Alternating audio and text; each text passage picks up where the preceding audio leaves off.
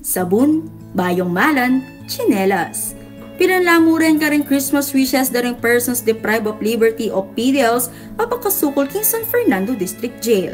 Malyari lang matupad ng wisyarin at aliwapa kapamilatan na ring Unwrap Joy campaign na ring Bureau of Jail Management and Penology o BJMP ni Ciudad San Fernando.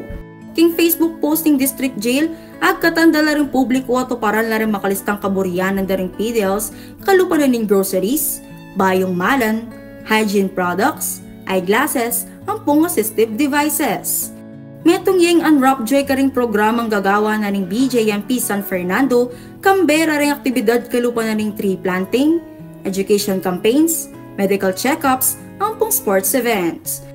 Karing bisa makisan metong king karelang kampanya, mag-message kayo mo king page ng San Fernando District Jail.